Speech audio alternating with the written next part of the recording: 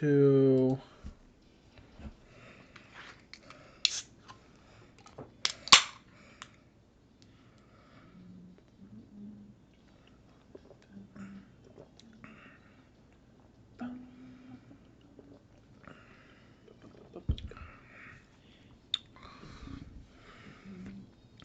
Hey guys, welcome back to License to View. This is a weekly pop culture podcast on the internet where two best friends get together to talk about pop culture news. I'm Jason, that's Zach. What's going on, man? You know, this week, Jason, I said to take I think I took a bit out of your playbook this week because you've been watching a lot of Korean variety shows the past couple weeks. Yep. And I know that you've watched a bunch of them before, and unfortunately, I haven't been able to find like the full episode. I mean, I'm sure I could find it if I just searched, but I've been watching back to the old British variety shows. Really, just a lot of Taskmaster. Yeah. Because that show is just fucking hella fun. Have you ever seen it before, or is this your first time watching it? I've seen clips of it before. I think it was around that time. I think it was a couple years ago when it was like. Because I remember I started to get into them when you introduced me to. I think the first time was you introduced me to the Bob Mortimer on Would I Lie to You? Yeah. Because he's got some of the best clips off that show. Because his stories are fucking ridiculous. Yeah. He's a ridiculous person, and I love him to death. But it was like around that time where it was like I started watching Would I Lie to You clips, and then I started watching. There was a time where I was just like busting through, like not in any order, but I was just like busting through like full episodes of like 8 out of 10 Cats Does Countdown, like 5 or 6 episodes a day, because like that's another one of those shows where I feel like it just like fucking flies by. Yeah. But Taskmaster is one because I know with all the British shows, they've got a lot of like the full episodes on YouTube because you can't really watch them overseas anywhere. Like I don't think they're on any streaming platforms. Just the From what I've British seen. ones. Yeah. So, and I think I've seen like a full episode. Like I saw it on like as I was watching a clip, I think I saw like a link to like a full episodes, and I just didn't sit down and watch it. But I think I might go through. I don't know. At this point, I've watched so many clips that I don't know if I like sat down and watched a whole season. I'd be like, oh, I've seen this one. I've seen that. I'd start like skipping around. But it's so much fun. As a variety show, it's super interesting. It's like, it's all based around, you get the whole British variety show thing where you just get a bunch of comedians together to do the thing, and then the Taskmaster thing is they all just get assigned a series of tasks assigned by. So this is the part I don't get is are the tasks made up by Greg or are they made up by Alex? Because I know that Greg judges them. Yeah. It feels like Alex is there to implement them. I guess maybe they like combine like their. Well, let's say it this way. Next time you watch an episode, Mm-hmm. look at who created the show. Ah, okay. Because the creator is not the Taskmaster, but the creator is on the show. Is Alex? That's what I figured. It seems like he's like Greg's there, and Greg's obviously the Taskmaster. Well, here's another example. Alex is a lot more involved. When they made the American version, Alex was there. Ah, interesting. Yeah, okay. Yeah. Because the Greg role was filled by Reggie Watts, and it was not good. Yeah, that doesn't sound like that would be that good. And I go on Reddit a lot in terms of like trying to figure out why the show failed, besides it just not being good. But like, why doesn't? Because the U.S. had game panel-esque shows before, Dating Game, Hollywood Squares, like they 50s, 60s, that era stuff had game shows, and I was trying to figure out why it died down. I don't know. I feel like it's not just America's bad, because like America does have game shows that are popular, but it's not the same way that like British game shows are popular or like Korean ones, because those are all based off like personalities and like. Well, the big thing that I saw on Reddit, in particular to British panel shows, was this is Reddit people speculating, was that in America, the American comedians would take it too seriously, like the ribbing and like the trying to win. Whereas if you watch like a Taskmaster, like they want to win, but they also don't care about losing. Yeah, they none of them get like.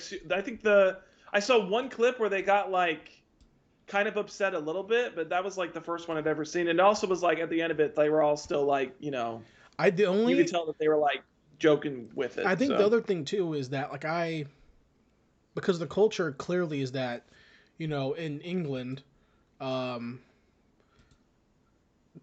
comedians go stand-ups will go on to these shows and that boosts their fame and they go back on stand-up and they yeah, get whatever. But in the States, since there isn't that, stand-up is such a insular facet of comedy where like yeah, sketch and stand-up are two separate worlds. Improv is a separate world. I mean, like yeah, there's people who do crossover, but very few do crossover type things. Comedic actors are not considered comedians per se, whereas like in Korea, like I'm watching a lot of these Korean shows, like there really isn't a stand-up world in Korea that I've learned. yeah, Comedians are on TV shows, on the variety shows. That's a comedian, personality-driven type stuff.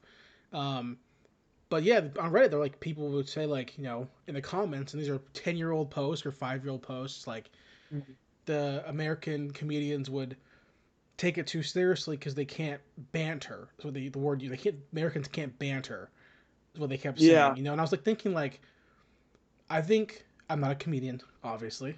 Mhm. So, but you hear a lot of these stories about comedians talking with each other around the table after a show, or Bill Burr's group of friends with Patrice O'Neill. All these Talk about stories. Joe Rogan like talks about in the green room and stuff like that. Yeah, Well, not even that, but basically the same type of thing where comedians get together and they roast each other.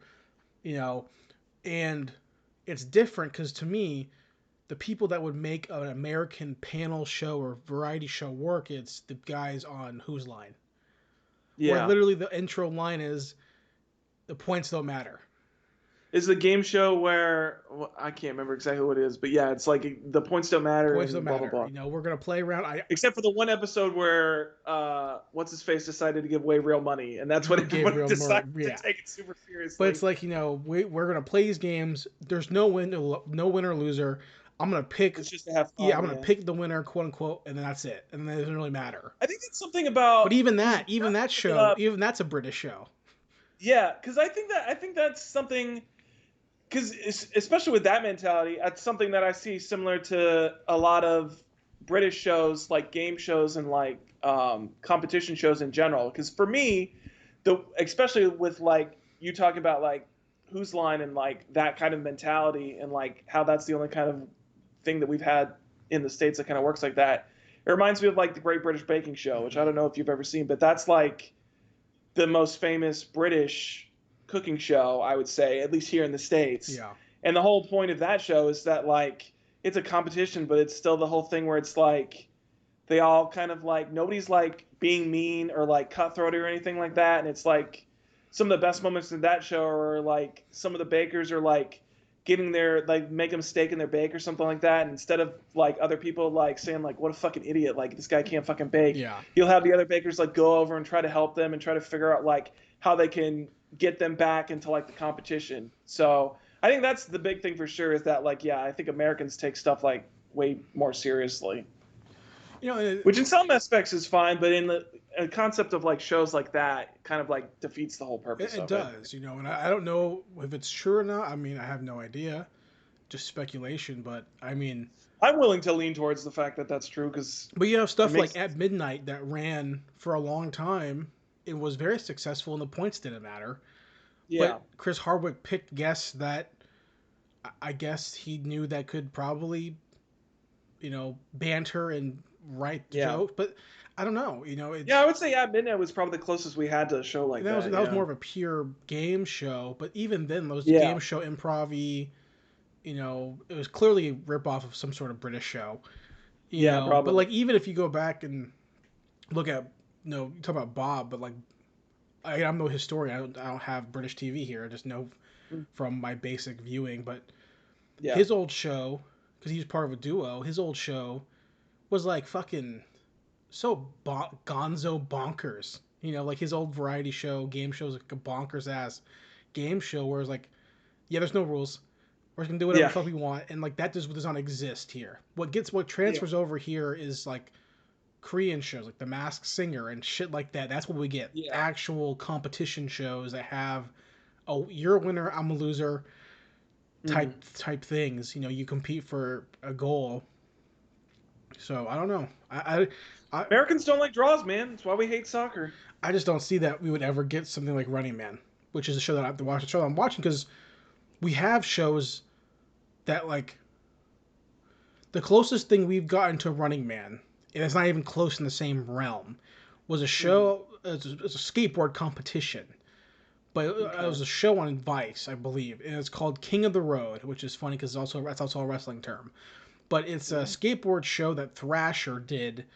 They did it in the magazine for years, and they made it a TV show.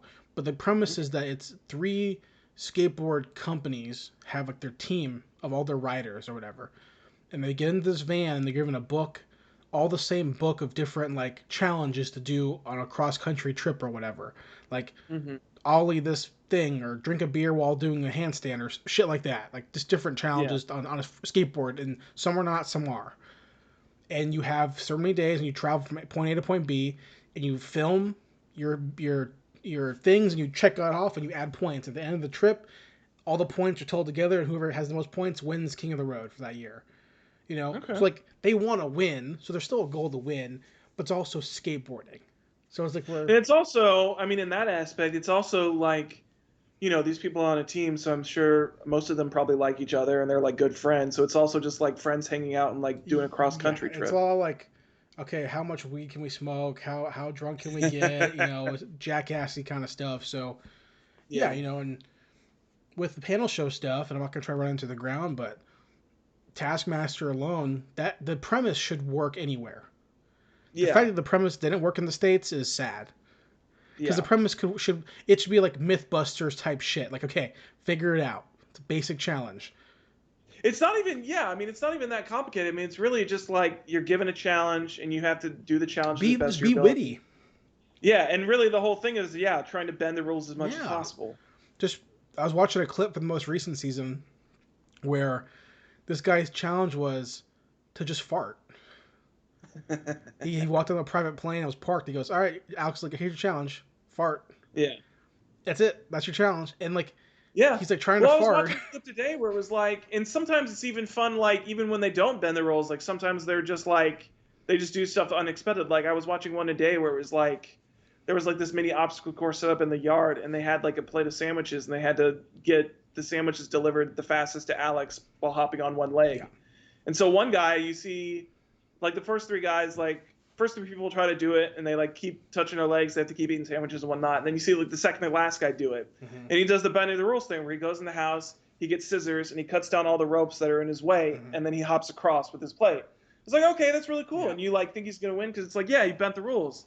And then the last guy goes, and he's just so fast, he just does it on one leg, and he just like Mm-hmm. he just does it, and like he has like the fastest time. And it's like, see, even there's like that kind of like, Well, even it's then, the even when the emphasis on breaking the rules, sometimes even if you follow the rules, you can still end up ahead just because you're you just think the doing a problem certain thing. through. You know, it's stuff like Yeah. don't like okay, here's the challenge. Get it in the hole. Don't touch the green.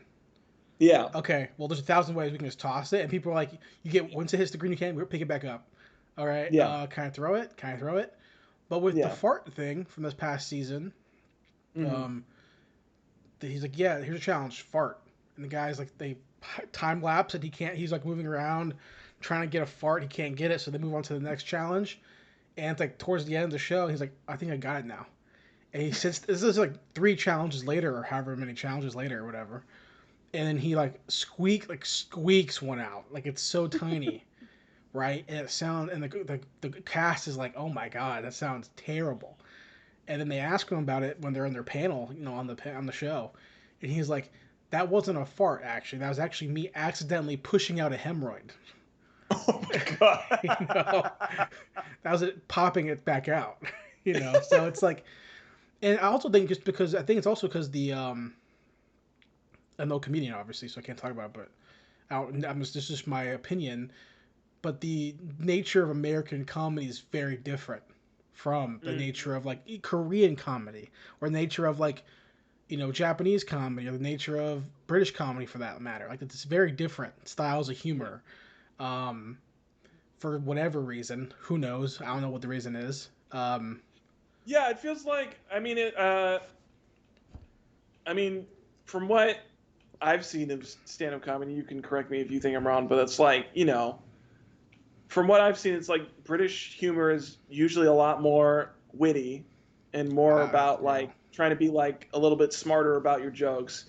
American humor is very like self-depreciating. That's like the big thing in America, especially like just making fun of yourself or like telling stories that like make you look stupid is Yeah. like the big thing. At least with Yeah. the super popular I don't comedians. know. I don't know about the Korea or in Japan is all like panel stuff, so I mean, that's I all don't know like about that. I mean, I see what you're saying, but I've definitely seen a lot of British comedians who are super self-deprecating. But I mm, think it's more along the lines of like the wittiness is for sure. Like for sure, mm-hmm. obviously there are very witty comedians in Yeah. America, but the if you watch like British stand up like at like the Apollo, like it's just different. The mood is very Mm, different. And obviously I'm not a comedian, so I can't talk about me going and playing show. I'm no comedian, just from as a fan. I'm not trying to yeah. be one of those like stand up geeks who's like, well, this is why the joke's funny. It's like that's not what I'm trying to Yeah. say. I'm just trying to say like it's clear to me as someone who spent 98 hours watching Korean comedy, 98 episodes, so probably about 100 hours now of Korean comedy. Yeah. It is completely different than Mm-hmm. American comedy. It's 100% different, right? The vibe, the atmosphere, the goal, the type of jokes, it's very different. You know, there's a bit where, in this other Korean show I was watching, Men on a Mission, where there's a singer, a female singer, and they're trying to make fun of her, like poke fun, and one of the bits is like, oh, she smokes. Mm-hmm. Like, do you want some cigarettes? And everyone's like Yeah. dying laughing, right? And the first time I heard it, I was like, how is this? But I understand because it's a conservative type of culture. Like Yeah. you have an appearance you have to uphold. So the idea of a K-pop idol secretly like going and like slamming down a pack of is it's funny. Like they're gonna Yeah. go do like their little heart dance and then go back and like slam a pack of Marlboros. It's funny. I get it. You know what I mean? I get it. Mm-hmm. Um, but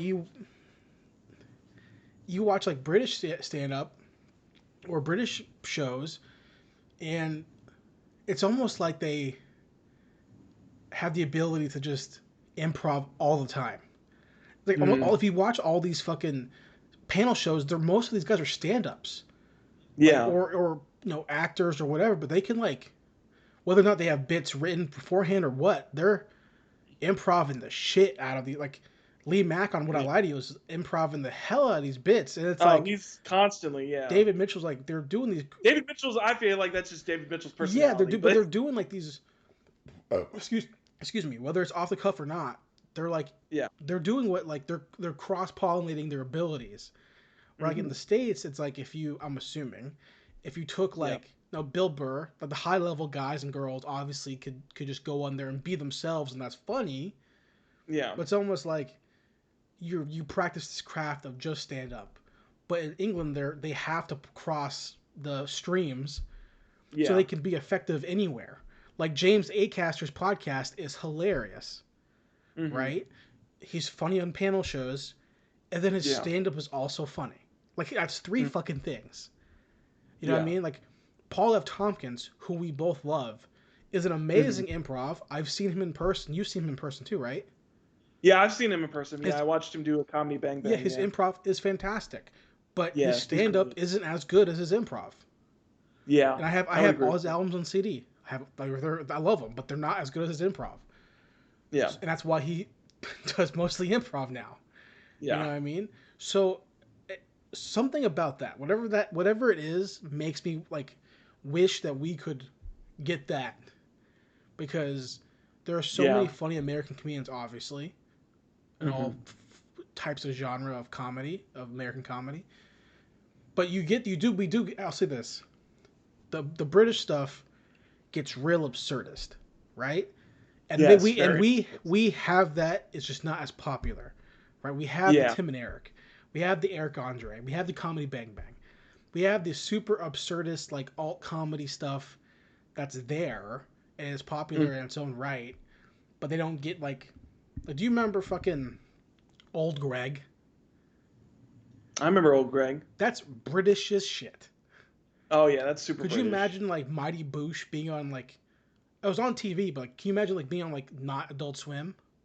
Yeah. You know, but we do, and again to say the thing, we do have like like that. We have like NSFTUV SUV like all like the Paul Scheer, Yeah. human giant esque things. So we do have our own, you know, versions of that shit. So I will say that, but Hmm. you know, and I do. But I would say those are definitely not like No, mainstream. no, no, no, no, no, no. You have Not like not like Taskmaster or like Would I Lie to You are mainstream in Britain. So no, yeah. You have to like really care about watching like yeah, Tim and Eric. You have to yeah, really, or Tom Green. You have to really get a specific breed of very British. I'm not gonna say those guys inspired them, but like very clearly, like that's the closest thing we have to like a British thing is like yeah. Tim and Eric and stuff like that. I would Um, agree with that. but what else have you been checking out? Oh, there's a couple other things. So I did watch because you reminded me, and then I saw it on Netflix, so I decided to pop it Oh, on. hold on, real quick. Sorry, pause real fast. Hmm. Yeah, Would you be willing to watch an episode of Running Man if I sent you one? yeah, sure. Like, you don't have to. I'm always down to try something. I'm not asking you to watch 500 episodes, but if you watched I couldn't one, promise I'd watch 500 episodes, but I definitely, I'm always down to watch, give something a try. So yeah, I mean, if you sent me one, I'd definitely be down to like, I mean, take an hour to sit down and watch it for sure. because there's a couple that I've been in I'm on episode 98 now, but like Hmm. the 80s were like like rough. Okay. I skipped like 3 episodes, surprisingly, Mhm. but like a couple of them were like this is like pristine. I was like gonna send you one because it Hmm. was so fucking good. It was Okay. so good, you know. Interesting. So that's Interesting. all I wanted to say. Yeah, for sure. Um. Oh, but on your recommendation, I watched the Nail Bomber Manhunt Perfect. We can doc, talk about it. which I didn't know. I don't know. I guess I don't remember if we talked about it or not, but I thought it was going to be another miniseries, but it just turned out to be like a regular Yeah. documentary. I was surprised. It was also like I think it was only like 80 minutes or something like that. Like, well, it wasn't even that long Yeah. compared to like the stuff we've been watching recently, which is like 4 episode miniseries, but ends up being like 3.5 to 4 hours worth of true crime content. And to get this one, which was like I kind of liked it because you can tell. I mean, the thing that we've talked about is besides the Night Stalker one, is that all those series have like so much extra shit Yeah. that it could really be like trimmed out. And to get this one where it's like 80 minutes, this is what happened, this is suspect, this is how they got him, boom, boom, boom, this is the story. And I was like, yeah, I'm digging this. Yeah. I could tell that they were making clear parallels without actually saying what the parallels were. Yeah. Like it's so obvious that they're trying to like compare like his whole like upbringing and like why he decided to do what he do with like Trump and the alt right and all that shit. Like it's so clear, Yeah. especially like the fucking dweeb that ran the British National Party with his fucking stupid ass hair, Yeah. looking like some fucking dork. And then they basically like set him up as like the Trump of Britain for like that era. Mm-hmm. Um, but what a piece of fucking shit, dude. Yeah. What a terrible person. Yeah. Just like it's that classic. It reminds me of just that It reminded me a lot of like, especially like listen to the last podcast guys talk about like Ted Kaczynski, Mm-hmm. not like in the smarts aspect, because clearly this guy is not like writing a fucking manifesto and all this shit. Mm-hmm. Like he clearly is like lizard brain, just going off of like the first thing that came to his head. But just like them talking about like just like the cold dead like shark eyes that he had when he's talking about it. Mm-hmm. And this thing has the thing that I think we both really enjoy when it comes to these true crime things, is that they have the taped interviews with this guy where he's talking about Mm-hmm. him setting up his crimes and stuff like that. And it's like, I fucking hate this guy, Yeah. but it's interesting to like get in his headspace and try to see like where he's at, and to hear him actually kind of like try to justify what he's saying and trying to like talk down other people, where especially with this thing where he had a What did bunch of like you come away thinking this dude's definitely gay? Oh, this dude's definitely gay. Dude, when they asked him that question, he's like, I just don't like gays. I was like, oh, he definitely You wants know to what I get mean? I railed just in don't it. like him. I just don't like him. I just don't like him. I'm just a homophobe. I was like, oh, he definitely wants why to get don't railed you in like him? for I sure. just don't. You know. I just don't. I just hate them. I was like And then smiling. you could tell that they almost pried out of him that like Yeah. I kind of was like, oh, was he like molested as a kid? Is that Exactly. why? Exactly. That's exactly. I was like, damn, he was like molested as a kid. Now he hates homophobes because he liked getting it in the butt. Or he said it and then they cut it out for the It's possible. for the theme of the thing. And, But going to the homophobe thing, the satisfaction that I felt when that guy pretended to be a girl. Yeah. And then he goes in the courtroom and he's like, hi, I'm the fat fuck that you've been talking to. Fuck you. The girl's not real. I was like, that is the most satisfying thing I've ever seen in a true crime doc. So satisfying. I will say this. I enjoyed it for what it is. It's nice, short, and sweet, and I enjoyed the story. I like that justice was found. I did not like that we never got to explain why the guy who pretended to be the girl stopped being a Nazi. Yeah, we don't get that part. You can't say we definitely get the you thing can't, where he's like he said he was. You can't show the picture of you being a Nazi and be like, that's it, and not tell me how you stopped being that. That's it. Like what was it this case that made you stop, or did something else happen? And that to me, it kind of made me feel like it was this case that made him stop, but it's not. It's definitely not clear. It's not clear. I will say the one thing that I disliked the most, I think, not really that didn't really bother me like as much, but the thing that I didn't like is they had the weird secret agent shit. Oh yeah. With that guy who like barely. I honestly, it's like listening to it. It's like he really barely even factors in the story. Like he kind of knew who the guy was, and like that's like his only connection. And they like set him up. Like I remember before I played it, they show the trailer and they like pop up his shit where he's like talking about. He's like, yeah, I like doing it because I'm like a secret agent. And I was like, yeah, okay, fucking calm down, James Bond. I thought that part was, and I think this guy is so fucking corny. I think this dude is so fucking corny, and like I am absolutely sure that him giving the name was very helpful. I'm sure it was. Yeah. And I'm glad that happened. But hey, you're a Nazi too, probably. Well, he says it in the thing where he was like, yeah, at a certain point, I was like, yeah, I kind of agree with these people. And I was like, okay, so it's like you're kind of a Nazi. Why would you? What? You now I get why they put it in the doc. I understand as a part of the story, yes, but also probably because you're trying to be like, hey, we need to intercept these guys now in 2021, right? Whatever. I don't give a shit. My point is this: you have nothing better to do with your life than to go undercover, not paid, like not paid. Cop, you are just a Nazi. Yeah, like you're just a regular dude who decided to be a Nazi. You are not Matthew McConaughey in True Detective. You are just of your own volition. Yeah. Playing Adolf Hitler Jr. Nazi. Yeah. Why? Because one time you might help somebody? Yeah. What are you doing? It feels the reasoning is very super thin. And then to go on camera and be like, with no voice alteration, which is, hey, which is stupid. It's the other thing. It's like if you're gonna hide your face, hide your voice. You should hide your voice too, because because from what he said, he's been around these people for like upwards of 20 years. They know what the fuck he sounds like. And if I'm this guy, if I'm one of the fucking shit bags in this fucking shit organization, I'm gonna watch this thing and be like, okay, that build, that voice, that restaurant, that tiny little beard. That's probably Jim. I know exactly who that is. Yeah. And now I'm gonna go fucking kill him. Yeah, you fucking snitch.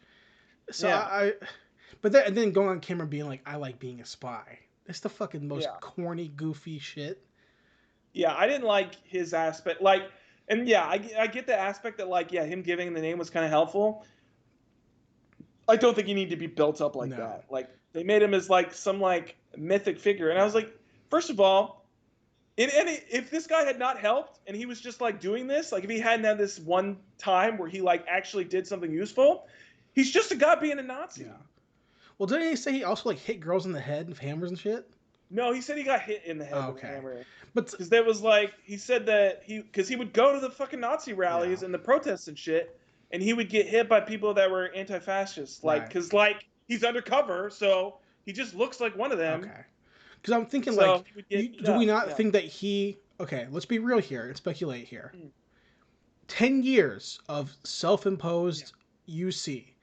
Do you not Hmm. think that you probably did some shitty racist thing to Yeah. maintain cover? Because Oh, he if you definitely watch did. any show about undercover cops, those cops do cocaine, Those cops have sex with prostitutes. are usually fucked up when they go Well, they do undercover. things that they shouldn't be doing. It's every show. It's because it's Yeah. based on Well, reality. they're breaking the law. They're breaking the Right. law. Breaking the So law.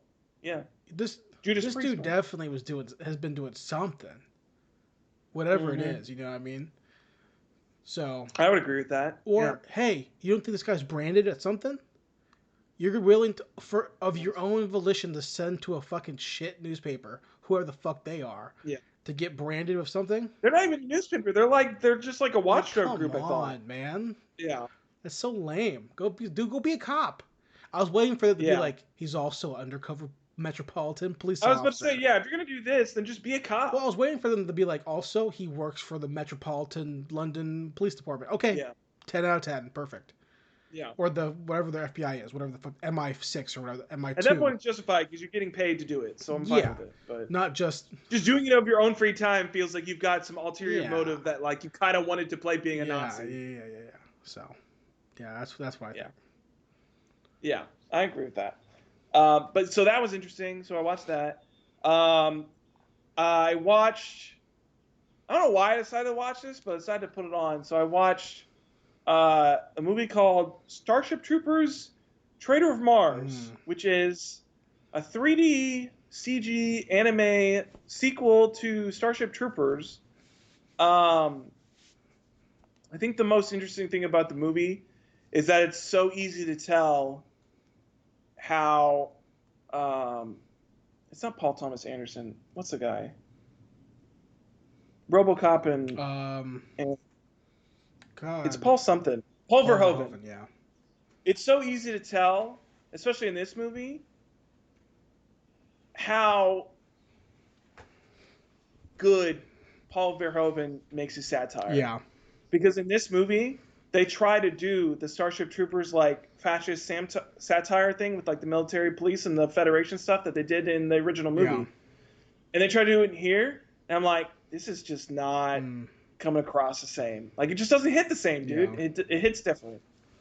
Um, but overall, it's like, I mean, really more than like anything, like because the first one was more of like, it's the anti-fascist, anti-military industrial complex Paul Verhoeven movie, and this one was more just like a straight up action Yeah. movie. Theirs was more. There was kind of that like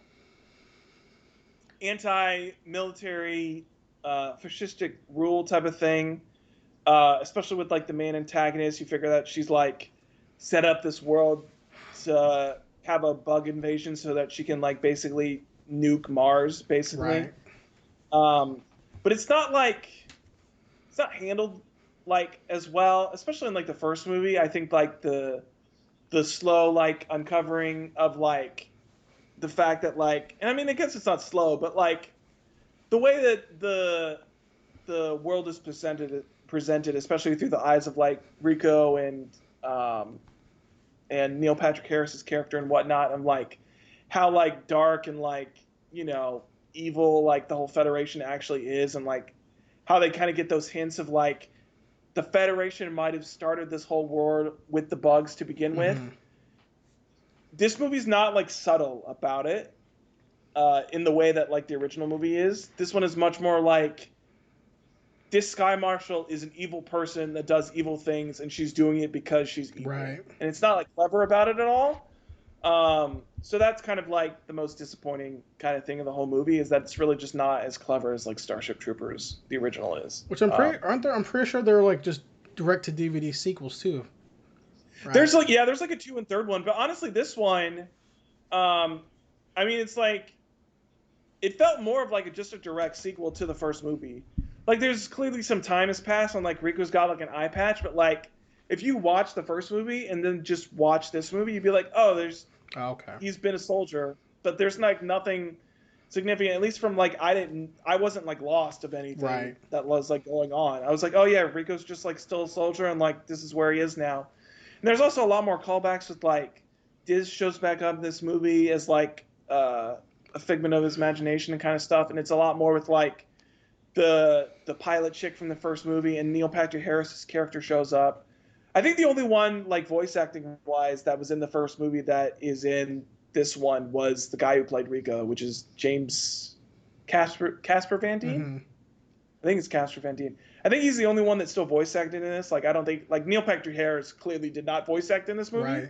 Right. And I don't know if the main chick did either, but you know, overall, it's not like a terrible movie. It's just not as fun as Starship Troopers. Starship Troopers is just such a fun movie. Right. So I mean, it's like I don't know, it's like 5 out of 10. Okay. Damn. I didn't like hate myself watching it, but like, I definitely would. I finished it and I was like, I kind of just want to watch Starship Troopers. Yeah. But that's how I feel about all the Resident Evil shows. CG, all the CG movies and shit. That's how I feel about those. Well, it's they're coming out with a new Resident Evil show with like Leon and shit that takes place after like 4, and I was like, oh, that'd be great if I like had ever played 4. I would know what that story is. I'm more interested in the new show. Which show is that? The live action show. I thought is that a show? I thought they were like making a whole new movie. I thought it was a show. I don't know. Either way, I'm not 100% I'm positive. hoping it could be a show. I know that they released a picture of like from the set of it like not that long ago. It's like some barricade that says like Resident Evil or something on it. I think that's going to be on Netflix too, because I know the animated show is going to be on Netflix. Yeah, they're both Netflix. I think the new movie is going to be on Netflix too. Okay, I mean I'm down to watch that. That's cool. Yeah. Wikipedia says it takes place over 2 timelines. The first involves 14-year-old sisters Jade and Billy Wesker.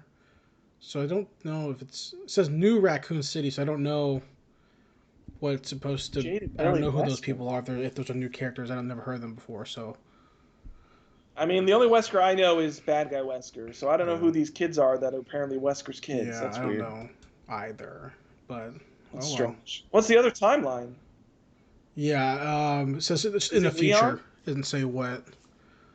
It says the writer is Andrew Dabb, who has done a lot of Supernatural. Like the show Supernatural. It says he wrote... That feels like a good plug for a Resident Evil type of show. He wrote... like if you go to his Wikipedia page, he's been writing for the show from like 2008 to like the finale. So he wrote a lot. Oh, he wrote the series finale. So he has a lot. He's Supernatural, the whole run. Gotcha. So it feels like a good fit for Resident Evil. Resident Evil's got a lot of similar type of things. Yeah. So. Okay. We'll see about that one. Okay. So I watched Starship Troopers, and then the last thing I kind of did was I started a new manga on Shonen Jump, the Shonen Jump app, called Magic and Muscles. I'm in love with this series. Really? It's like, what if Harry Potter didn't have magic and he just punched everybody to death? And I was like, hell yeah, that's a fun ass concept. Yeah. And then you start reading it, and I'm like, he's got good side characters, a good group of people around him. I'm liking the whole villainous group that he's setting up now. The entire first like 40 chapters is him like hiding his power, or not his power because he doesn't have powers, but like hiding the fact that he doesn't have powers. So that's interesting. And now the last couple of chapters has basically been revealed that he has no magic, and it's kind of like now the current point where I'm at is like him trying to like get by in a world where it's like people who don't have magic are basically fucking executed. But he's trying to like go from within and like change that system, and now he's got like this whole new villainous group that's setting up, and he has like some sort of connection to them, probably due to the fact that like he doesn't have any magical powers, but he has this like Superman level strength that like doesn't exist anywhere else in this entire world from what we've seen so far. And the art's fantastic too. some of the battle scenes, like if this was like to be an anime, this would be like, as long as it's done well, like these would be some amazing Really. fights. So um, he's also got the great thing where he was trying to pretend to do magic. So instead of like saying a magic spell, he would be like triceps magic Gotcha. and be like flicking like shit to like make bullets. It's really funny. I'm liking it a lot. So it's got that good mix of like comedy and action in Mm-hmm. it. Super fun series. I like it a lot. I think you would enjoy it a lot too. It's got a lot of those things that we really like. And the power scaling's there for sure. I mean, it's very obvious. As far as like the groups that you really enjoy, I mean, it's got the Harry Potter thing where they've got like different houses, so you've got that. And then the power scaling is very obvious in the show where it's like, besides Mash, who's like, OP as hell, even without magic. The power scaling is like however many lines you have on your face is like denotes your power level. So that's an easy read up of being able to like scale as far as like who's more powerful than whom in that kind of aspect. So, but yeah, I'm liking that series a lot. Super fun. So that's like the last kind of thing that I was checking Cool. out. Um, What have you been up to, I Jason? got a couple things. I'll start off with something I watched today. I Okay. watched Wrath of Man. Oh yeah, I nice. watched that today. You watched it a What did couple you weeks think? ago. I think a lot of stuff. Okay. I'll say this. I think it's a Okay. solid movie. I think it's a Yeah, solid I movie. enjoyed it. It's not his best movie, Guy Ritchie. No, I definitely wouldn't say it's his best movie. And like I said when I watched it, it's the least Guy Ritchie movie I've ever Yes, seen that it's he's done. also it's the weirdest movie he's ever done. I think for a couple reasons, but also because it's very American, right? In the sense Mm. of like it's not Mhm. a place he's used to. He can't make it Yeah. his usual fast-paced, witty banter that he does, which in turn I don't know if this was stylistically or what, but Mm. it almost seemed like in this movie dialogue was supposed to be like Bible passages, like very like I mean, you've got the opening scenes and you've definitely got like the ending credits too, and like the way that like Jason Statham is produced. And it's like, yeah, I think he's leaning very heavily into like the Bible, like especially like Jason Statham's character basically being like a, a vengeful angel of wrath or whatever. whatever. So It made it seem like a lot of dialogue was very blocky to me at times, especially in the beginning of the movie.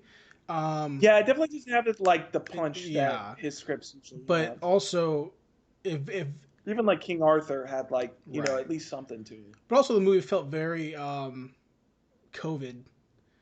I feel like a lot of scenes were kind of empty, or Mm. two or three people in a scene. Um, Yeah, and to me, I that would was say that. like obvious.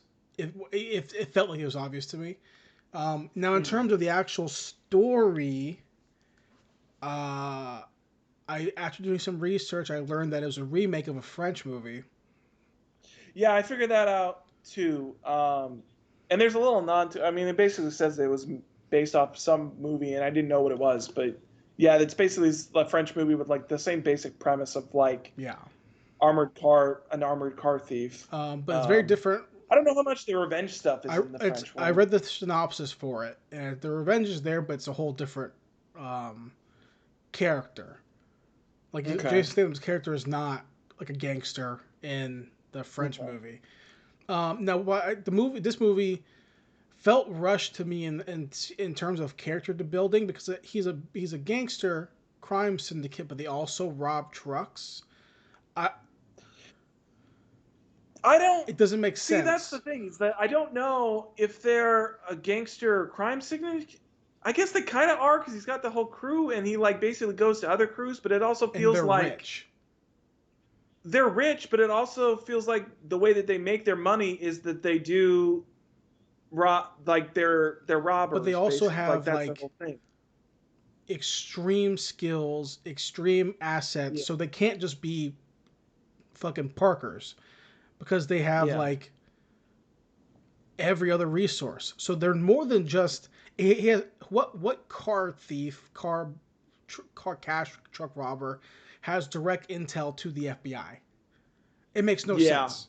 You know, so he's clearly Yeah, there's those kind of hints of stuff that there's like more there, but we don't he's ever get like an clearly explanation the of what that is. head of some sort of crime syndicate, right? Well, they call him like the FBI guys like give him like a nickname or something, right? It's like the Fox or like Something something like like that. that. Yeah.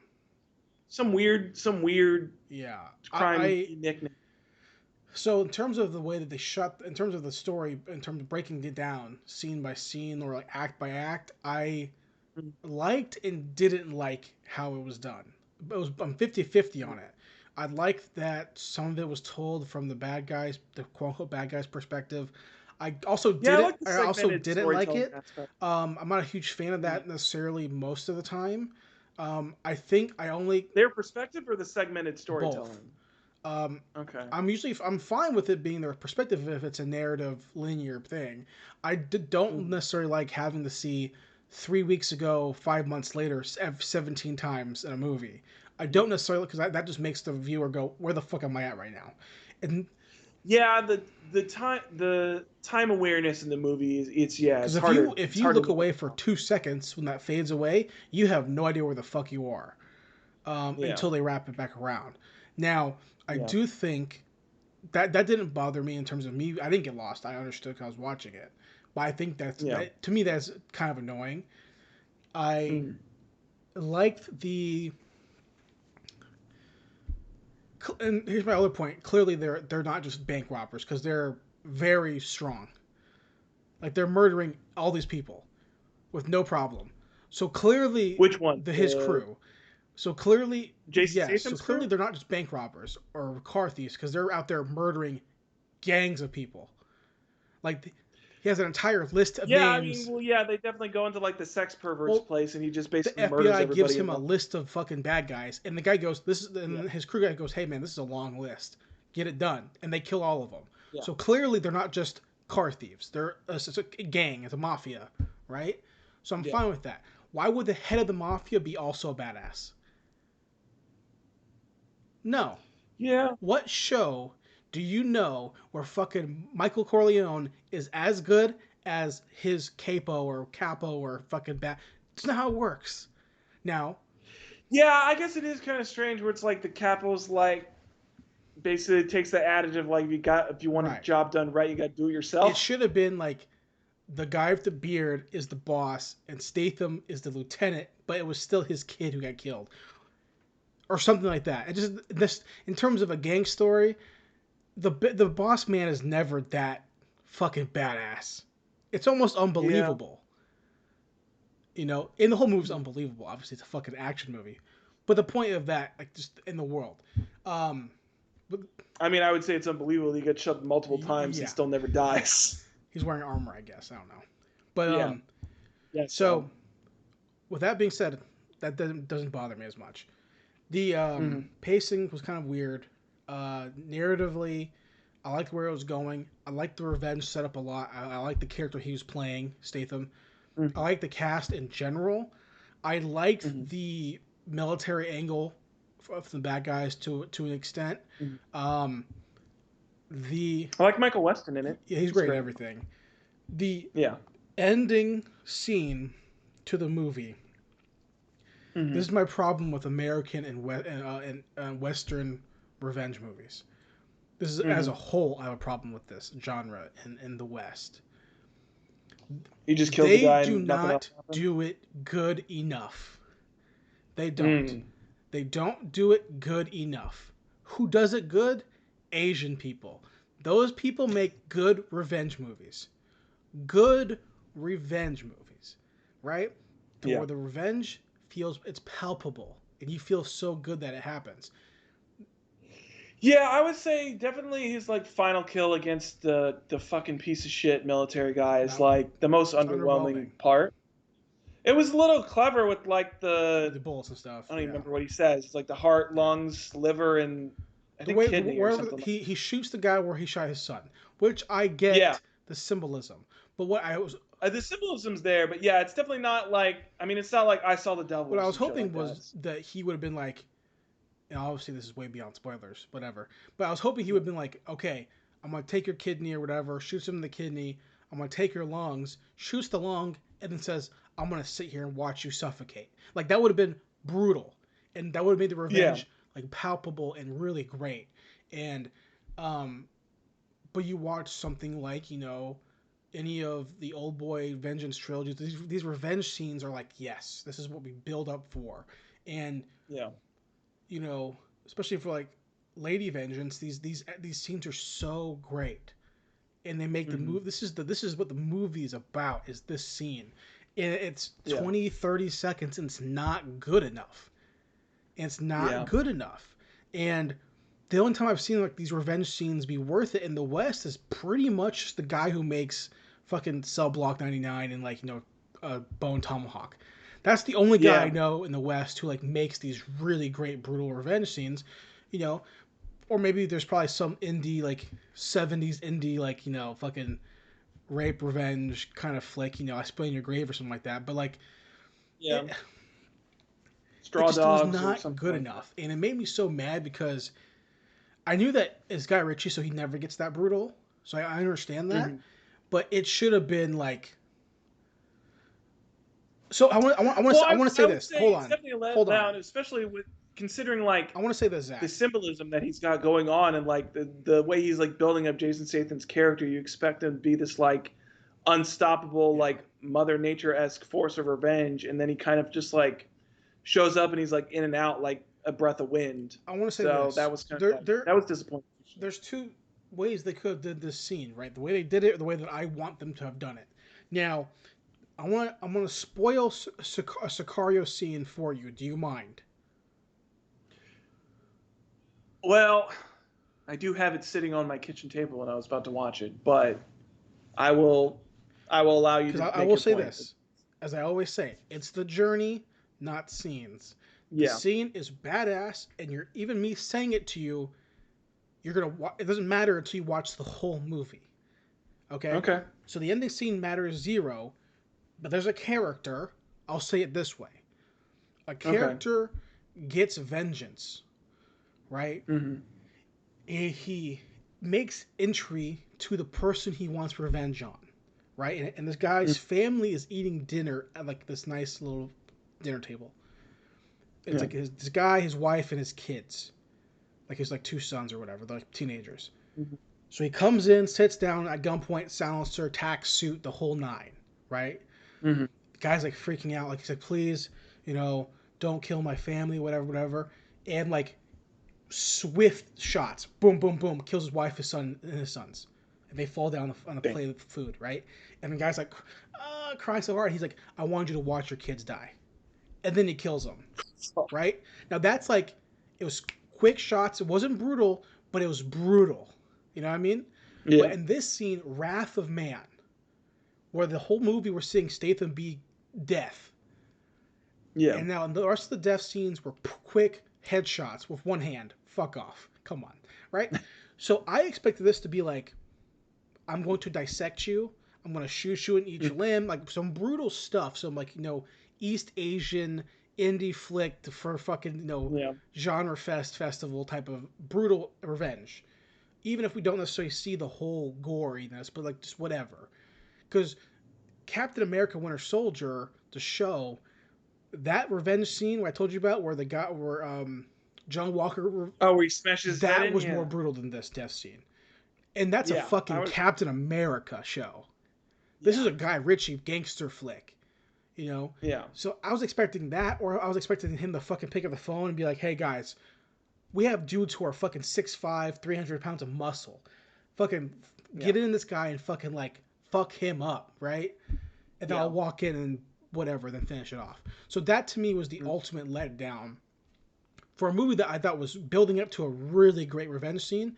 And Mm-hmm. other than that, the movie, it's a solid movie, but that scene in Yeah. particular, the end scene for these types of movies, is so important that Sicario, while not only touching deeper themes, obviously, executes it perfectly.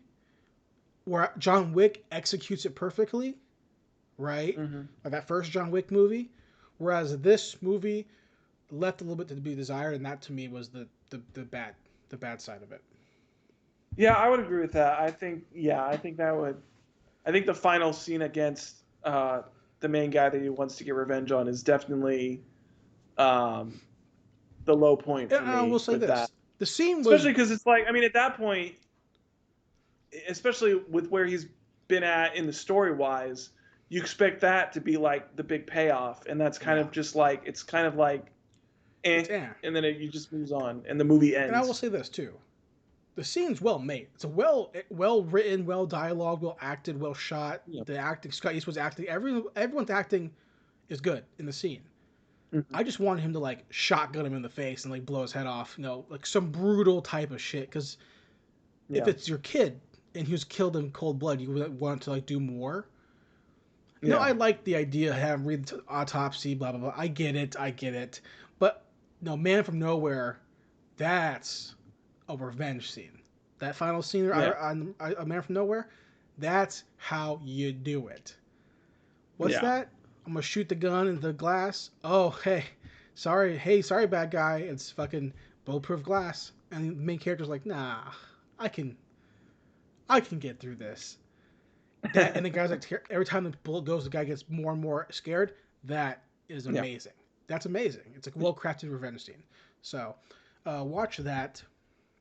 And then I watched the first season of a Korean drama on Okay. Netflix called Stranger. Digging hard into the Korean I stuff the am, past couple of and weeks. I want to say that this show, it's a crime show. Mm-hmm. Man, this show shits on so much American TV. Really? It All right. is. This show is Judgment, the TV show. The Judgment the Game, the Game, the TV TV show? show. Yeah. Interesting. Only if Okay. his main character is a lawyer. Only if he didn't Yeah. lose his license to be a lawyer, he was still a lawyer. Only if he did become like a private eye who basically looks like a Yeah, hobo. this guy, he's still a lawyer, but he's also does way too much investigation, which would never happen in real life. But it's really Right. good. It's him. I don't know his name. This is my problem with the Korean shows. The names are really hard for me to memorize because there's a Hmm. lot of like three-piece names, and it's really hard for me to Yeah, they memorize. do a lot of like first name, last name, hyphen, second It's part of the so hard last for me. name. Whereas like Japanese names are still like just two things, you know. Yeah. But these Korean names are a lot like Song Ji Ho, which is a lady from Running Man. Like it's like dashes in there, and it Yeah. just takes me longer to memorize. But like, um, it's the main guy who's really great, and he's a lawyer, and he's uncovering a corporate his prosecutor's office. He works for the defender's office, and there's Hmm. corruption. He's unrooting it, and I thought the show was Hmm. gonna be like over 3 times, and like there's just more. There's just so much more, and they keep building this Interesting. like bigger story, and it's like it almost sounds like it's a bad thing, but they do it so well and hide it under your nose that how what they're doing, and pushing into Hmm. this larger story that I was like super impressed. And the main Okay. actress, I'm pretty sure, is the lead character from Lady Vengeance. I'm pretty sure. Hmm. But she plays a detective. It's really good. I think you would really dig it. It's only 16 episodes. That's 16 55-minute episodes. Yeah. Really good. All on Netflix. Or season 2 is out, but I haven't watched it yet. Okay. Really liked it. Yeah, it was super impressive. It makes me want to watch more. I started a show right after that. I finished that yesterday, and I started Hmm. another Korean show called The Good Detective, which is also on Netflix. But I just finished the Interesting. first episode, so haven't got deep enough yet into it. Okay. And that's about a serial killer who was arrested like 5 years prior, and now like all his cases are being reactivating, or like a lot similar. Is there a Mm. copycat? What's the type of thing going on? Similar Yeah, MOs showing up on the but screen. it's Yeah. at the same locations of his victims, so it's stuff like that. And I'm only episode Hmm. 1, but it's really popular according to like Rotten Tomatoes and shit like that. So I went ahead and watched that. What's it called? Which one? The first one or the second one? The The second second one's one. called The Good Detective. The first one's Okay. called Stranger. And the Yeah. first one is a Stranger's a murder mystery, political, um, law type of uh, investigation story. A lot of So that really is Yeah, it's Judgment a lot of then. twists and turns, a lot of like characters who are good and twisties and tie. It's really really good. So I really Okay. enjoyed that. I'll watch the second season here at some point. Last thing I did was I read the third issue of TMNT Last Ronin. Fuck, I need to catch up on Yeah, I that. read the third issue. Came out this past Wednesday. What issues are going to be? Have they I said? think 5 or 6. I Okay, think. I'll have to catch up on that. I believe that's what I could be completely wrong. I don't remember. Yeah. Third issue not as good as the last issue. No, it's good. This was Story-wise, art, both. art was not as good, but primarily because this is the middle piece of the story. This is the dialogue and pushing the story along. Still a lot of exposition, heavy buildup. Yeah, because in the last issue, we meet April again, like fully. We learn who the turtle is pretty much at the end of the first issue, but we get more in the second issue and the third issue. This past one, more explanation of what happened to the brothers, what happened to Casey. How all three of the others died. Do we figure out what happened to Splinter? I know he's dead, but I can't remember how he died. We get Raph's death. We get Leo and Casey's death. I don't remember Donnie yet, because obviously the last Ronin's Mikey.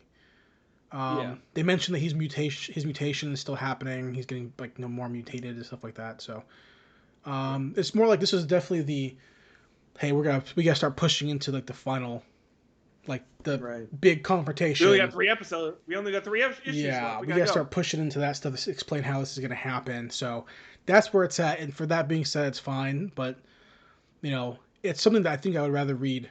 It's not the most exciting. Wasn't the most exciting. Sure. But it's something that if you read it, like when it gets collected, yeah, I think it's gonna be pretty rad. But also, like with how popular it is, Kevin Eastman would be so dumb to not be like, all right, well let's just keep going with this because like fucking why not, Or like don't even don't make it an ongoing, make it just a periodical, do 5 issues here, do 5 issues there, and just have different stories with a whole new crew. Even though I think I think it's gonna end with Mikey dying because he has to, because like you have to go back to the brothers. I feel like there's no place in the world for him without his brothers and his dad. Yeah, even in that first issue, he's kind of just a broken person. Yeah, I can also see him not dying and becoming the peace with it, and just like no longer having the visions and returning to his old personality. I can see that too. But I think he's gonna die. I feel like if that happens, though, he just stops being like a ninja. I feel like he just becomes like a Splinter, and he just like hermits up somewhere. Well, they're definitely kind of hinting at him, kind of doing training because he has to start gathering an army to fight. Whatever his name is, Hiroku or whatever. I don't remember. Cyberpunk Man. I can't remember. Whatever Hiroku. Saki, whatever the fuck his new name is. Some descendant of Kibuto or whatever. I can't remember his name. It's fucking Karai's son. Also, it's so weird because if you read TMNT or have read TMNT, like the different incarnations of it, you get so many different versions. Or watch the shows, you get so many different fucking versions of these characters that it's always so hard for me. Like I was reading this, I was like, okay, which version are we getting? Okay, gotcha. Which version of Karai is this is the, from what I'm understanding, I don't know if it's been explained. Is she like Talia al Ghul? Well, so I don't know for sure because I haven't seen it anywhere, but I think this version is Splinter is a rat who was the pet, and Karai is just daughter of Shredder. Because there's other. So this is much more in line with the originals. Henson movies. That's based on the original comic books. Whereas I prefer the Splinter is just the guy turned into a rat. I prefer that, which is like the cartoon versions and stuff too. I prefer that version where he's a rat, he's a guy. I like the version where Shredder's a robot, and then you've got fucking what's his face as his fucking bald ass head robot suit. Yeah, that's the anime one though. That's like the WB Kids anime TMNT. Yeah. 4Kids with Shredder as a robot. So, but even in the most recent Nickelodeon one, well, the two ones ago, the CG one, they had Karai um, as Splinter's daughter. I don't know. I'm pretty sure Oh, that's happened before too. It has had it happen before. I don't know. I can't remember if because I read up in the recent TMNT run up until like issue 80 or something like that. I can't remember exactly where I stopped, but in that one, I can't remember if Karai was there, but I knew that they were She basically is. setting up that there was like a foot soldier that basically became like a adopted daughter of Splinter almost because in that run, Splinter takes over the Foot Mm-hmm. Clan, and so there's this one Foot Well, Karai's soldier, in it for sure. I know uh, that. a bald-headed woman that basically becomes like Splinter's second and like is almost like an adopted daughter to him Yeah. almost in the way that like he treats her in the way that like she sees herself in like the Foot hierarchy, Right. which is also weird because then he has this like family drama going on with like his sons that like are like you're being an evil fucking prick, like what are you doing?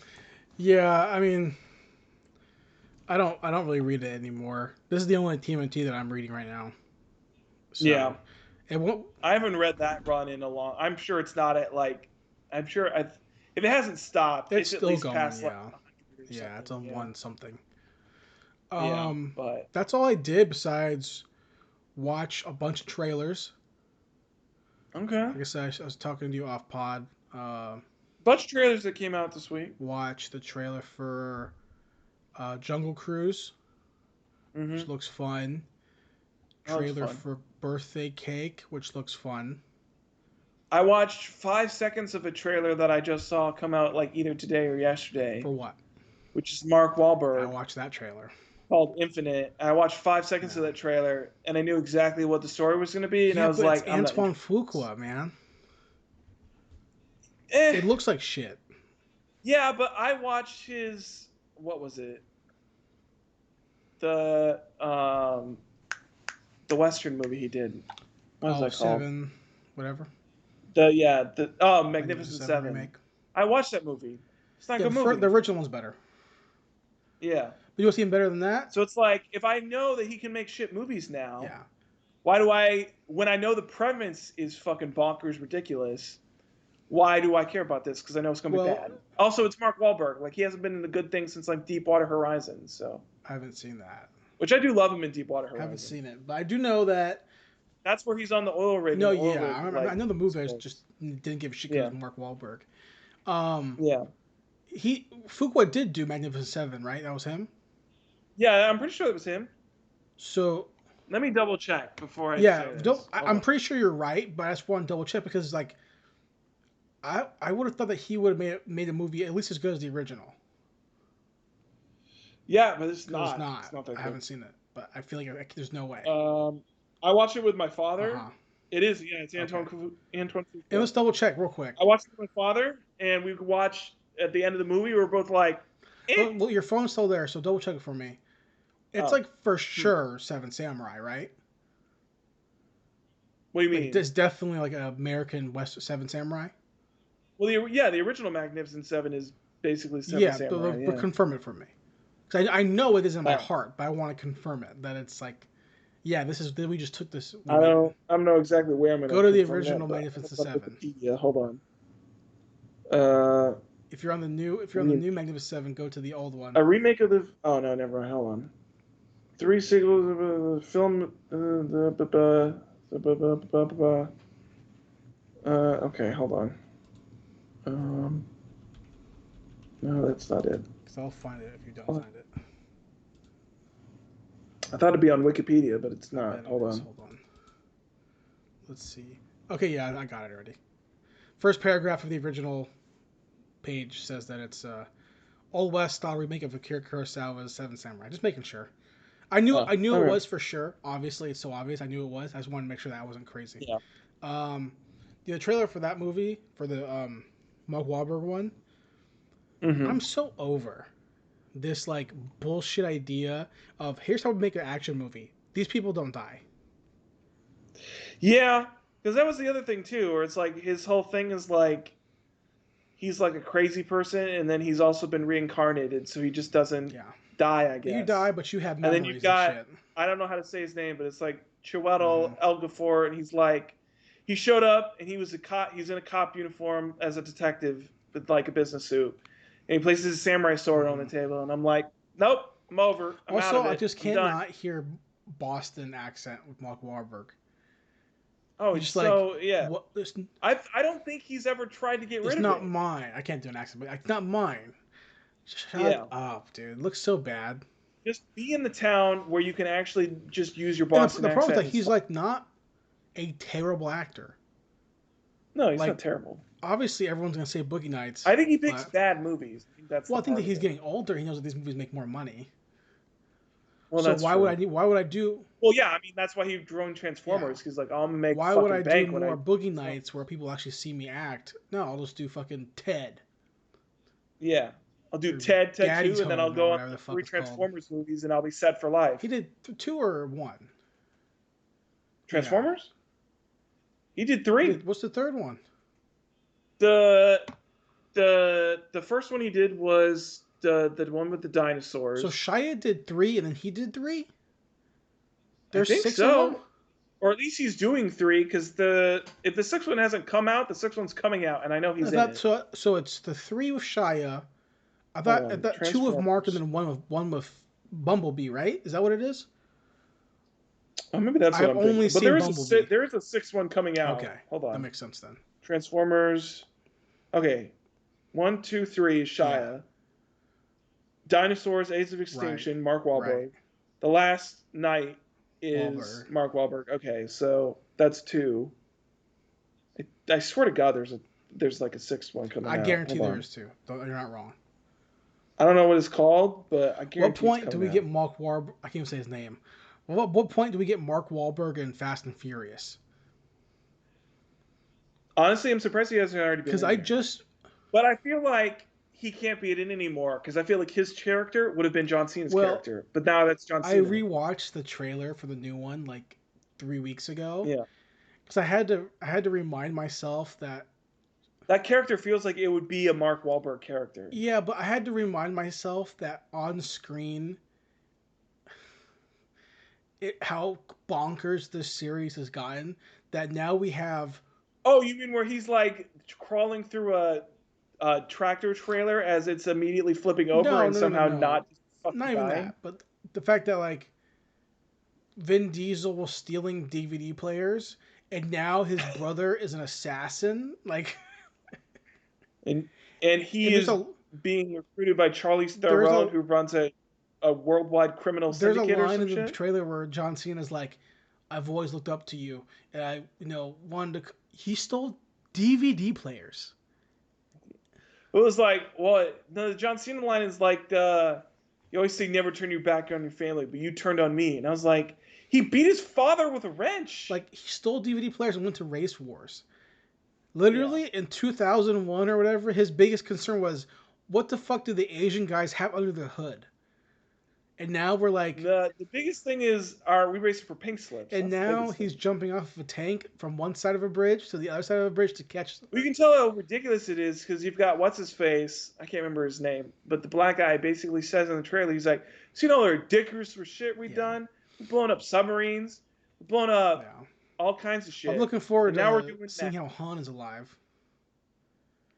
He's Yeah, actually crawled away from the crash that's gonna be accident. some bullshit thing where it's like, oh, well, because you didn't actually see him die, he just fell off the plane. They're like, oh, I survived, and then decided to No, go to Japan because Gal Gadot yeah. died, so I decided So to. okay, how did? Well, no. Well, in Tokyo Drift, we don't see his body.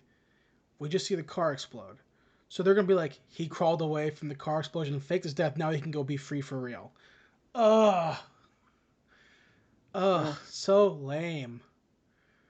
I don't know. I just would have been happy if he hadn't come back. Like I like him; he's a cool character, but like You should just do the writing for it's gonna be piss poor. Fast and So Furious Tokyo Drift the show, and just recast the fucking Sean. Paul Walker. Recast Sean, and recast Lil Bow Wow, his character, because I want to see them being Drift King, or Yeah, just I would do a love to see them do fast forward and don't make it a fucking like, do not make it like some sort like make it a car show which they never would do. But make it a race show. Well, now it's too ridiculous. There's no way they'll just go back to making it a car make it show again. a racing show, a drifting show about the new Drift King. Dude, I would watch that shit in a heartbeat. Well, also they wouldn't do that because Tokyo Drift made like the least amount of money, right? That's why it took so long for the fourth one to come out. I mean, no, Tokyo Drift was like what reinvigorated the series. That was Justin Lin's first movie. I thought 4 reinvigorated this series. I mean, Justin Lin was the director of Tokyo Drift, and that would then that's what got them to do the next one, I assume. You know, I mean, I always assume that the third made the least amount of money because you always see outside of like us, you always see people talking shit about the third one. I don't. No, I'm the opposite. I think people love Tokyo Drift. I think people loved it. I mean, budget 85 million, box office 159 million. Oh, that's pretty good. That's pretty good. I mean, 23 million. It's opening thing. I mean, it's. Yeah, I wish we could just go back to the day where like a character just wants to be like the king of drifting. I know, something simple. It'd be fun. Something super simple. Instead of this ridiculous ass bullshit where cars have magnets and they throw cars into other cars. Just make it, or you know what? Say fuck that. Fuck all that. I want a brand new live action, whole brand new Initial D show, and then I'm happy. And then I'm fucking happy. Initial D would be dope. Do the whole fucking show. Right? Everyone's over here fucking busted nuts about fucking Invincible. Fuck that. Who gives a shit? I want Initial D. Good show. I want Initial D. Well, that's not even the same timeline because Invincible was an animation. You know, you're asking for a live action Initial D. That's not even the same. You should be reading real good shit. Initial D is good. Watch this guy drift down a mountain with a tofu and has a cup of water and he can't spill the cup of water because he has to learn how to drift properly. Right? We gotta read Initial D, dude. What are you doing? You gotta read Initial D. It's 10 out of 10. It's 10 out of 10. I mean, I gotta watch it because it's got the most banging. It does, but you gotta read it first, though. Read it first. I just want to hear running through the 90s. It's great. It is great. Yeah. Read it first or watch it, whatever. They're both fantastic. They're just super 90s. But the best part about Initial D is that Takumi is so good at fucking driving. He didn't even know it. The whole time his dad was training him to be the best drift master of all time. He didn't even fucking know it. He thought he was just delivering tofu in the morning. He didn't even fucking know. Ooh. His dad was like, hey, deliver this by this time. So figure it out. And he's like, figure it out. I gotta learn how to drive instinctively, right? Learn how to drive this mountain. He hates driving. Then he races some people. He hates driving? Hates driving. He hates it. But that's so character. Now his dad makes him do it, so he fucking hates it, right? Then why has he become the Initial D? He races some people on his mountain, and he wins, right? And he's like, "What's this feeling I have? I wanna win. I like driving." He's like, "Hey, Dad." Oh, so he gets. He's like, "Hey, Dad, I think I like driving." He goes, "Huh? Really? Okay." Okay. And then his dad. That's cool, son. His dad gives him the shit. Well, not the shit, but it's like, you know, the Initial D card, the AE86. His dad gives him that car and goes buys a better car. He's like, "Yeah, this is my car, bitch. This is my car." So it's a great show. And then his best friend, this is early in the show, his best friend, who's a fucking annoying character, gets killed? No, better. His best friend sees Takumi drive and like crush it. He's like, "Oh my gosh, we have a race team now. We're gonna make a race team." Right? They work at a gas station part-time because they're in high school. I'm gonna go. So he goes and buys a car. He buys the exact same car as the main character, right? But really, it's the version before it. So he actually can't drift at all because the car wasn't built that way. And they're like, "You bought the wrong car, idiot." And he's like, "Oh no, I'll never be able to drift now." It's the fucking best. Does he learn to drive with it, or does he learn? No, he sucks. That character blows. Oh, yeah, okay. The character blows. It's a show about. There's a lot of classic, like, I guess it's not technically a sports anime, but there's a lot of classics like sports anime that I've been wanting to watch, like along with that. Like, I don't know why, but I've really had this urge to like try to dive into Prince of Tennis. Yes. Prince of Tennis. Pot. I still want to like read I Shield 21. Sure. Still need to get into Hajime no Ippo at some point. So there's a lot of classics. There's out the there, two you're missing. The two number ones. Well, I gotta get Slam Dunk Yes, too. the two Obviously. ones you're missing. I'll say 3. I'll give you 3. Look, I know. Okay, I know I gotta watch Hikaru no Go. Yes, for put that sure. one down. I know that. The 3 that you're missing. I've got to watch weird spirits interact with the Go board and like do some crazy ass shit. I think the 3. Here's my 3, right? Okay.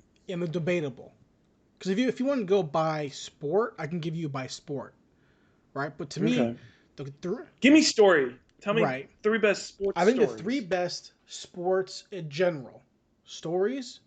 Slam Dunk number 1 all day. Obviously. I got figures right here all day. It's the best. It's the best. It's the number 1. Fantastic. Character development, fantastic. Right? Ups and downs, tears, yeah. He's got them. And he finishes it, unlike Vagabond. Right? 2, Initial D. 10 out of 10. Now, people look kind of goofy. He kind of has that Attack on Titan thing going on. But the cars look great. The cars look great. Clearly, that's where he spent the most of his That's where he's good at driving. He can draw the driving and stuff. Right? Okay. Characters are fun. The idea, the concept, he joins a race team, traveling across the challenge of the race teams. It's awesome. Right? It's awesome. Okay. 3rd, tie between 2 different shows. Right? Hot? Not for me, personally. Okay. It's either Ace of Diamond No Ace, or slash. Man, that's hard. I was gonna say Ippo, but Ippo is still going, and it's so long. Yeah. And so is Diamond No Ace, but it's not as long. I would say Ace of Diamond is my 3, because it's like, I love baseball. To me, is the perfect anime sport, because if you don't like baseball in real life, which most people don't, it's perfect for anime because there's natural pauses in the game, right? So all those like anime like internal dialogues and all that kind of shit, like it makes no sense for Prince of Tennis to have that, because the game literally should be like. Makes no sense for basketball either. Yeah, but it's constant back and forth. But in baseball, it's like pitch, ball. Okay, pitcher has the ball. Okay, now we're gonna think through the pitch. What are we gonna do? What bases are on what loaded, right? So it's more perfect for anime, to make it anime tense. And to me, Ace of Diamond, it has 2 long ass running versions of it. First series, second series. Characters are great. Team's great. Classic sports anime where the team. This is how you know it's classic, right, Zach? Right? Prince of Tennis, not so much, I'm going to say. But in team sports, this is how you know it's a successful, long-running type thing. Main characters join team, right? They're probably freshman, sophomore. What has to happen now? Over the course? They got to go to the tournament. Right, but what happens after that, Zach? Well, I would assume, based on my progression, is that they eventually become seniors and they have to train the next generation. So yes and no. Yes, for sure. But where I'm going with this is that they have to go to the tournament, right? Because why? Because it's the seniors' last chance to go, and they haven't won in 10 years. So they have to go, right? And after that tournament, win or lose, what has to happen? Those seniors have to leave. They got to go. So now you have a whole brain. Yeah. It's a fucking JoJo. No, it's a JoJo season 6 in the fucking sports anime. Not to bring it back to it again, but that is the whole thing with Burning Comedy right now, which is the thing. Too early. Is like you've got the 2 main seniors, which they're the third years. They're the guys who've been putting the whole team together. This is our last opportunity to get to the tournament. So you've got all these young bucks. You got the 2 second years, and then you've got all these young bucks that are just joining the team. And it's like, gotta do it for our senpai, man. Yep. Yeah, same thing with Haikyuu. I really enjoy Haikyuu. I have most sports anime or manga, I enjoy the actual sport. I don't give a shit about volleyball, right? But I really enjoy Haikyuu. I didn't finish it, but I read most of it. I really enjoyed it. Obviously I can't drift like good. I've done it. I had to do it for work. Not the way that they do in mountains, but I've done it before. Obviously, people like driving, so you can They understand. didn't put you. Didn't have a thing of tofu in the car with No, you no, and say, "Please film I did this." have to drive on a wet pad, which is basically like a Oh. smooth piece of concrete that they flood with Mhm. water, and there's two cones at the very back of each corner, and your instructor tells you to drive and like floor on the gas, and you have to drive really fast, and they tell you which cone to go to turn towards, and the driver will the instructor yanks on your e-brake and makes you intentionally spin out, and you have to recover from the drift. So Interesting. I did that a Okay. lot, and that's fucking fun. Remember, I was sitting there being like, "Listen, teach, listen, senpai, whatever the fuck, I'm gonna wreck this fucking car." Like, We should listen here, Sensei. I'm This going is what's to, about to happen. you're gonna do this, and the car is going to flip over. He's like, "No, it's not." I go, 100%, we're gonna die in this. We're One gonna hundred die in this percent. This is car. what's about to happen. He's like, "No, it's not." I go, "Dude, you're not listening to me. I'm going to flip this shit, bitch. It's gonna happen, right?" It didn't happen, and I did it like 7 times, and I got it right every single time. It was the most fun. It was the most fun. Um, I want to one real quick addition to that story, Zach. Sorry to bore you about No, driving training. We have mm-hmm. to drive. We have to drive a really annoying course, right, to Yeah. pass, and it has 1,000 small yellow cones and big yellow cones. 1,000, and if you hit one and it falls out of a little painted box that it's in, you fail. If you hit one cone, That sounds annoying as one shit. cone. There's 1,000 of them. And the first thing you have to do is serpentine down a hill, backwards, serpentine up the hill into a parallel park. That's the first thing you have to do. That sounds It's a annoying as very shit. long Crown Victoria, right? So I'm driving this course every day to learn it, and I'm feeling good. I'm like, dude, I'm still nervous as shit because this is one cone and you fail. You get Yeah. two chances, right? Do you get Two two chances. chances? You get one test. It's not like you get a No, limited no, amount of no. chances till you You get it get right. one test run, which even if you pass the test run, guess what? Don't count. That So fucking then you, stupid. At that point, you're just doing it on purpose just to get it and then out you of the have way. two real runs, right? Okay. So over the course of the week, I'm learning this course, like each segment of it, right? I'm like initial D right now, slamming Mm-hmm. on brakes, learning how to do these turns, all this driving shit. Mm-hmm. And I'm feeling good. Now I'm still nervous. I'm still got the diarrhea gurgles in my belly for test day. Yeah. And then one night, we drive in the morning, and we're gonna run the course at night, right? And everyone's like, "We got this. Here we go." Bro, first 2 seconds, boom, boom, boom, boom, boom, boom, boom, hit 17 cones. Teacher goes, "Okay, now we're gonna run it. You're gonna turn off your lights, and you're gonna try What? it. You're turning off your You're gonna try it, lights. and they're gonna turn the lights back on. Now you're gonna floor it." And then now I'm outrunning my lights because I'm going faster than my light, right? So now I'm like hitting all these fucking cones, and people are like having to get out to set them back up, you know. So Oh my it was god. rough, dude. No, but yeah, Ace Yeah. Diamond. That's my recommendation. So, Okay. that's it. I think that's it. All the trailers I watched. All right. Fair enough. All Final right. topic Well. besides J.J. Abrams sucking. Uh. Yeah. I mean, we can go down that whole Let's do rabbit it. because I was kind of gonna bring that up a Sure. little bit because I felt like this is the week of truths that we've known for so long finally being said. Yeah. Because we got the J.J. Abrams thing. We both watched the Chris Gore interview, and we both agreed with everything that he said because he's right. Yeah. And then I listened to, and I don't know if you did, but also Chris this week on his podcast was talking about cancel culture. And I was Crystalia. like, yeah. What? Crystalia. Okay. Yeah. I have listened to it. Chris D'Elia. He was talking about cancel culture on his podcast. And I was like, I'm glad you're saying this. You're like 3 years too late, buddy. Yeah. But I'm glad you finally got the fucking memo, Yeah. dude. That like this shit is fucked up and wrong. But yeah. So I mean, J.J. Abrams. I mean, he just basically admitted that they had no plan going to Star Wars, and we're all like, yeah, we knew you didn't because this whole series is fucking. So train this wreck. was it was a Collider interview, right? It was a Collider interview. Do you remember what he was being interviewed for, or just a general interview?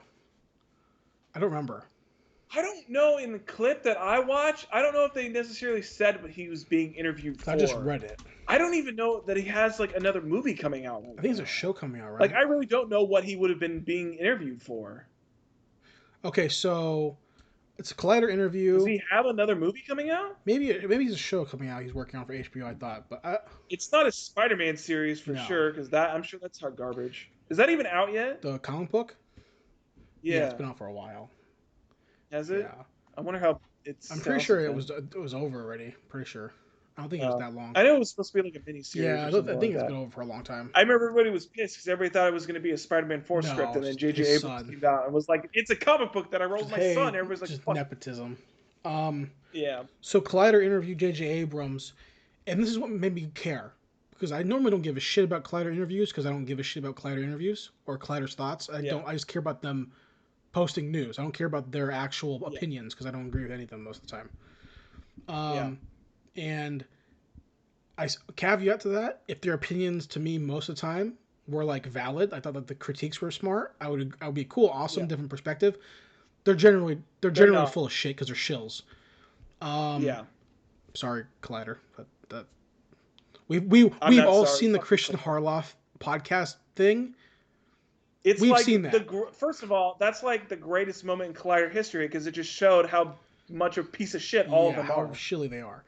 And especially with Christian Harloff, and then you've got everybody on his panel like being on his side, and you got his fucking producer being a fucking pain in the ass. Yeah, most awkward podcast moment, right? If RLM fucking when Rich Evans watches that clip, it's the best. It's so good. So Collider interviewed J.J. Abrams. The headline title is J.J. Abrams reflects on Star Wars and when it's critical to have a plan. Headline quote is, I'm assuming from J.J. Abrams, quote, I do think that there's nothing more important than knowing where you're going, and end quote. Yeah, that's definitely from him. So, now I didn't watch the interview. I just read the excerpts from the article. It's like 3 minutes long. I watched it. It's honestly, you could probably just read the excerpts because outside of those excerpts, what the fuck am I even saying? Outside of those snippets, it's just him like bloviating and like trying to like hide the ball and like trying to not say that like Disney fucked up, but like those snippets are like the things where you can be like, yeah, he knows that Disney fucked up. And that he fucked up too. What do you think was supposed to happen? It's the largest franchise of all time. Yeah. And you think that maybe not having a plan was going to work out for you? You know, well, I can tell you exactly what he thought, which is that Disney sent out the idea that there was going to be 3 different directors for his 3 different movies. And he thought, perfect, I can just shit a bunch of shit out and then I don't have to worry about it anymore. And then Colin Trevorrow got fired and he came back and he's like, fuck, I have to try to cobble together all the shit that I did that Rian Johnson just threw out. Now I have to try to introduce a bunch of other shit. Yeah. I have to try to salvage what I created, which at that point is he's probably thinking, I should have just done a second movie. I'm just going to do the third one too. I should have just done all 3 of them. Exactly. And which I think it still would have been a shit show even if he had done all 3 of them. Yeah, because it goes back to that Chris Gore interview where you have these boxes you have to check. And when your agenda is not telling a good story but checking boxes, you end up with a shit product. And nothing about the Star Wars movie is well, even more so than checking the boxes. The problem is that like they're not checking the box that's like entertainment or fun. They're checking all these other boxes, and then the most important box, they're like, we don't need to worry about that. Well, I mean, there's nothing about these movies that's memorable. You create a bad story, a bad other than the things that people hate, and then you force down consumers' throats that this is supposed to be a high achievement type of piece of film history, and it's not. It's crap. We've been saying it for years. It's a shit thing. They're all trash. I mean, the only reason that these movies made any money at all is because they're Star Wars. If it was anything else, if it was an original IP, it would fucking have been canceled after the first movie. Or it would have been ripped apart for being too much like Star Wars New Hope. But because it was the 7th Star Wars movie, it could be exactly like New Hope is. There's that bit in the Chris Gore interview that we've been saying forever, is that the fact that we never got the original 3 on screen together. It's a fucking travesty. Is ridiculous. Yeah. How do you make a Star Wars movie and not have those three characters together 1-2 times? How do you not have them and Chewbacca and then the droids? How do you not even have Luke show up in the first movie at all? Because I don't give a fuck that he shows up in the last 5 seconds. It doesn't fucking count. It doesn't. He's not in the first movie. And I love the response that comic book people, like professionals who work for Marvel, which is I can't stand, on Twitter. Yeah. They have too much time instead of writing good stories. Is that like they'll and their backlash to the critical to the you know to the not enjoyment of these movies was that like, oh, you just don't like insert, you know, demographic, right? Yeah. And like we said when we talked about Last Jedi, I'm pretty sure we did our podcast on Last Jedi, right? Or no? Were we doing it at the time or no? I can't remember if we were on our break yet or not. I think we did do it. I think we were doing it. I think we might have. I think we were doing it. I'm not 100% positive. I feel like we were, but I could be wrong. But I feel like we were. But my point is this. Yeah. You know, I think I'm pretty sure I said it. If we did do the podcast on it, I'm pretty sure I would have said this. I know we've talked about it at one point because we've definitely rewatched that movie at some point. So I know that we've talked about The Last Jedi. I hate the idea that people can't criticize a product because they must just hate something. They must just be a shit person, right? They wrote that Rose character like shit. Yeah. And listen, I have no... And they wrote Finn like shit too. And I liked Finn in the first movie, but his character is dog shit. Look, we've said 1,000 times, that character should have been the main character. He should have been the Jedi. He should have been the main character. And he set up clearly hinted at it. Yeah. They clearly hinted at it.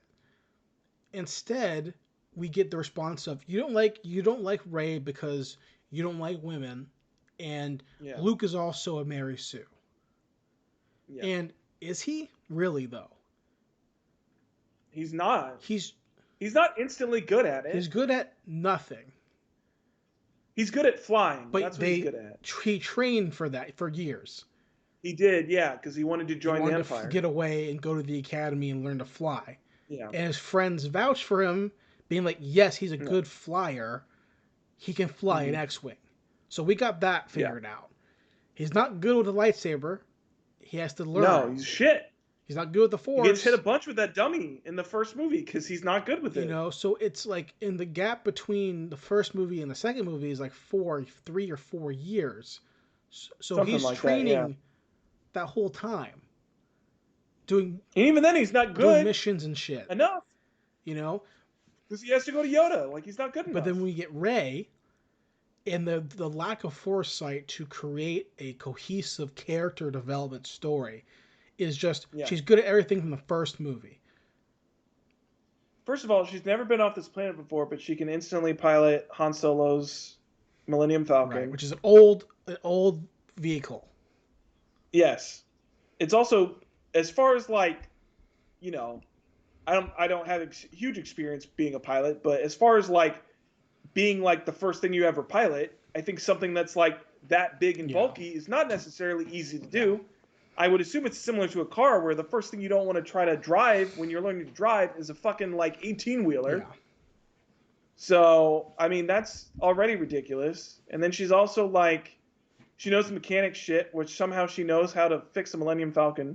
Which I guess you can kind of brush off in the fact that she's like a scavenger, but like she doesn't fix anything when she's a scavenger. Yeah. She just takes shit out. She can use the fight with the stick, fight with the lightsaber, use the Force, all this stuff. And they're all big long things, man. It's the same thing. And we can't act like... Look, the final fight with Vader and the Emperor and Luke was not in Luke's favor. Luke didn't win that fight. Who won that fight? Darth Vader won that fight. It was not Luke. He cut off Luke's hand. No, not even that. So at the last movie, Return of the Jedi, who won that fight? It was not Luke. Vader won by tossing the Emperor down the fucking shaft. Vader won that fight. Luke didn't go in there and fucking toss the Emperor. Luke didn't cut the Emperor down. Luke did not fight and say, I will not fight my father. and then he got shocked, and then Darth Vader fucking won the fight. But Rey is good at everything. Now, their explanation was because she's a Palpatine. Well, I thought that Skywalkers were supposed to bring balance to the Force. So shouldn't Luke have been good at everything? Because of the midi-chlorian count? No. And listen, man, this is Star Wars. I get it. Right? Yeah. But it's just such shit writing, and now we expected this result to this to be the reason. We knew this was the reason. We all knew it. And to finally have the director be like, yeah. It's like, yeah, we fucking know, asshole. We know. Way to be way too late. Imagine if and it's now that it's years after the last one's done, and we can pretend like, people don't shit on that movie because The Mandalorian's better because they have a fucking plan. Yeah. Now, they might fire people for no reason. Because fucking Dave Filoni is actually smart and tries to plan shit out. I mean, they might be firing people for no fucking reason, but whatever. Or firing people for stupid reasons or reasons that I think are stupid. But, I mean, clearly it's this lack of this. It's ridiculous. It's ridiculous. And I think, I will say this here, and I could be wrong when it happens, but I think I'm done. Still. I was done before. Yeah. But I don't think I care anymore. I think I'm officially in that boat of I don't really care about Star Wars. Yeah, I don't really care. I don't know. I haven't rewatched any of the movies, and it's like after the season 1 of The Mandalorian, I was like, this is fine, but I still have had no desire to since I lost Disney Plus, I've had no desire to get it again to watch season 2. The only thing I did. It's cool that Luke showed up, but they already fucked up his whole character, so why should I care? The character's journey is fucking shit on. Yeah. It doesn't even matter what he does with the kid because I know he ends up as some weird hobo on some planet for no reason. And so why do I care? It completely ruins the beginning of the character. The character's journey of not striking down your father, of choosing the lighter path, loving instead of accepting emotion instead of being devoid of it. No, I'm gonna kill my nephew. I'm gonna kill him. Why? Because I sensed something bad in it. I didn't see him do anything bad. I sensed something bad in it. So I'm gonna strike him down in his sleep. Now, the cyborg man that is my father, who definitely killed a lot of people I knew in the he killed kids. I definitely know. Luke didn't know that. Luke didn't know that unless Yoda told him. But Luke did see him. Obi-Wan probably told him. I don't think Obi-Wan would have told him. Obi-Wan lied to him the whole fucking time. But Luke definitely did know that a lot of his personal friends were definitely killing Hoth. So Luke knows people who were fucking dunzo because of Darth Vader. And he's still like, nah, he's my father. I love him. But my fucking emo-ass nephew, nah, I'd be lightsabered him to fucking... My nephew, Adam Driver? I'm gonna kill him in his sleep. So just ruin the character. Take him out. Don't even give him a chance. Just kill him. Who cares? I'm Luke Skywalker. I don't care. Ridiculous writing. And can I say, I usually give myself the benefit that I'm like, I'm not a professional. I could write that shit better. I could write 3 things better than what's out already. Right? I could write fucking Power Rangers better. For fucking sure. Well, that's not hard. I could have wrote fucking Wrath of Man better. For fucking sure. And I could fucking write Star Wars fucking better. Because here's how you make Star Wars a billion more dollars than what we fucking gave them. Here's fucking Leia, and fucking Han. Boom, there you go. Yeah, right. That's it. Add in 3 more people. Boom, there you go. Make the 3 main characters actually go on an adventure together and make them bond together instead of giving them 3 separate stories. Well, that's the thing that also is stupid because they don't even really do anything together as a group until the last movie. And that shit is a fucking fetch quest anyway, so who cares? Let's not even talk about the fucking fetch quest in the second movie that's ultimately for no reason. Oh, that's true. The second movie also has a fetch quest, but that one has no purpose. Unlike the first one, which is... Unlike the third movie, which is the fetch quest to get the MacGuffin. Wrong, actually. The second movie's fetch quest to the casino planet has a purpose. Sweeper Boy. Ah. Oh, you mean the cameo, the tease at the end that makes has no dealing with Yeah. anything else that happens in the series in the Yep. last Yep. It movie. was important because no, he's gonna at some point he ties into Rey Skywalker. 10 movies from now, they'll Well, eventually he'll bring be in that some kid back. book. He'll be in some expanded universe book where Not in any recent book. Now that they're doing this, whatever that series is called, I don't High know. Republic. Whatever the fuck it's called. Who cares? Who gives Yeah. a fuck? So all right, J.J. Abrams, Zach. Let me ask you this, real talk. Tell me. Do you want to review Rescuers Down Under? Look, I'm gonna tell Uh huh. you that I enjoyed this movie. Mm-hmm. It's much better than the Yeah. first Oh, for movie. sure. It looks amazing, and I think the sound design is much Yes. better. I think the main complaint you had with the first one, which is the sound design, much Mm-hmm. better. I think my main complaint with the first one is also fixed, which is there's not musical numbers that completely break the pacing of the entire Mm-hmm. story. Um, I like the kid better. I think the opening to the movie is Yeah. better. You get a better intro to the kid.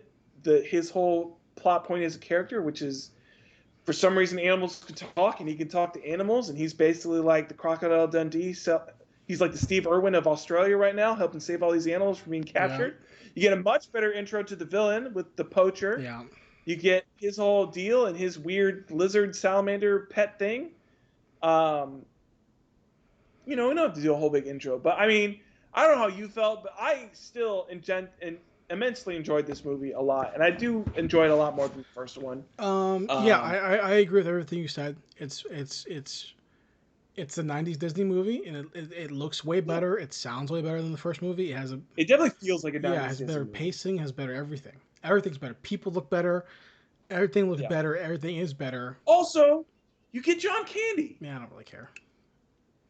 He's great. Yeah, I don't really care.